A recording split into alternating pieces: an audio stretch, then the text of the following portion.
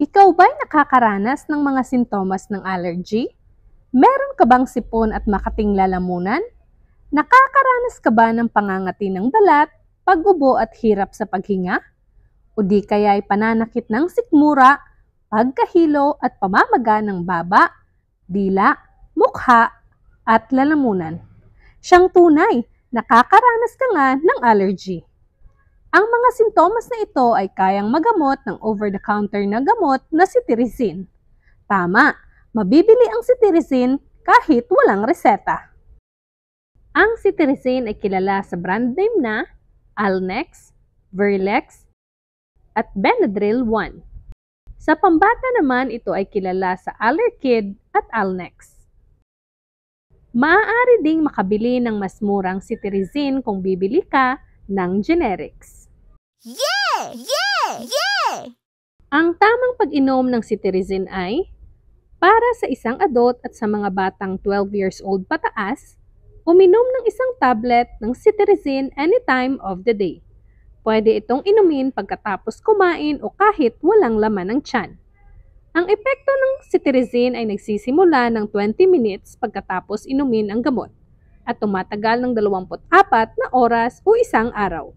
Kaya, sapat na ang isang tablet sa loob ng isang araw. Maaaring magdulot ang cetirizine ng pagkaantok. Kaya, iwasang inumin ito kung ikaw ay magdadrive. Dahil sa side effect ng cetirizine na pagkaantok, kaya ina-advise itong inumin sa gabi. Para naman sa mga batang 6 to 11 years old, merong cetirizine syrup na available sa market. Uminom ng 5 ml syrup 1 hanggang 2 beses sa loob ng isang araw. Siguraduhin na may 12 oras na pagitan ang pag-inom. Kung naibsan na ang sintomas sa unang 5 ml, pwede nang 1 beses na lang itong inumin. Gumamit ng dropper upang tamang 5 ml syrup ang mapainom sa iyong anak. O pwede din gumamit ng kutsarita. 1 kutsarita ay katumbas ng 5 ml. Kutsarita ha, hindi kutsara. Ang cetirizine ay bawal ipagsabay sa pag-inom sa mga gamot na naglalaman din ng iba pang antihistamine o anti-allergy, tulad ng chlorpheniramine maleate. Para naman sa mga batang 2 to 5 years old, merong cetirizine drops na available sa market. Uminom ng 1 ml ng cetirizine drops 1 hanggang 2 beses sa isang araw. Siguraduhin may pagitan ng 12 oras ang pag-inom. Gumamit ng dropper upang tamang 1 ml drops ang mapainom sa iyong anak. Para sa mga batang 2 years old and below, ang tamang dosage ay nakadepende sa kanilang timbang. Kaya, dapat silang ipakonsulta sa doktor bago painumin.